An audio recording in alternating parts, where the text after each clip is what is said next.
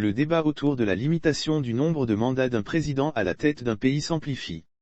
Les 8, 9 et 10 juillet 2021 à Cotonou, Bénin, à l'initiative de Tournons la page, TLP, les universités sociales du Togo, UST, le Front citoyen Togo debout, FCTD, le Centre pour la recherche sur l'État en Afrique, CREA, African Rising et leurs partenaires, les organisations de la société civile issues de 11 des 15 pays de la Communauté économique des États indépendants de l'Afrique de l'Ouest, Communauté économique des États de l'Afrique de l'Ouest ont abordé le sujet minutieusement, dans l'optique de la vision 2030 de la Communauté économique des États indépendants de l'Afrique de l'Ouest que la jeunesse africaine souhaite une communauté économique des États indépendants de l'Afrique de l'Ouest des peuples en lieu et place du syndicat des chefs d'État que cela représente depuis des décennies. Les discours se multiplient autour de cet idéal qui constitue une solution efficace et durable aux crises sociopolitiques et économiques qui secouent la majorité des pays.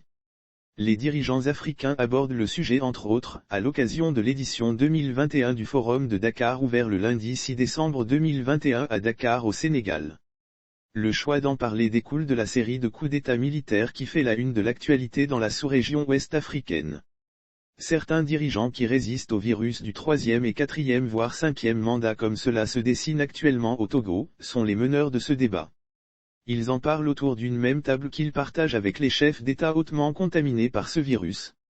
À Dakar, ces dirigeants africains attendent à ce qu'une solution commune soit trouvée à cette situation qui bouscule le continent. Quand on imaginait la 7e édition du Forum de Dakar, il n'y avait pas ces séquences de coups d'État en Afrique de l'Ouest.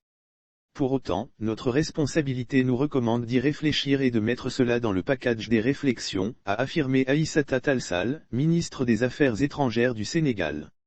Elle a insisté sur la nécessité des échanges autour des coups d'État récents sur le continent.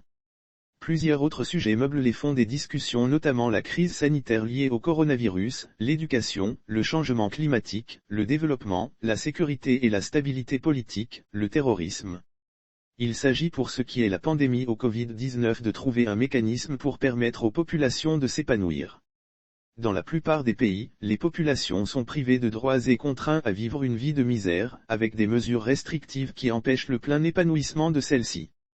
La grande question est de savoir si ces chefs d'État peuvent véritablement s'affranchir et trouver des solutions à tous ces problèmes qui empêchent le développement sociopolitique et économique de la mer Afrique.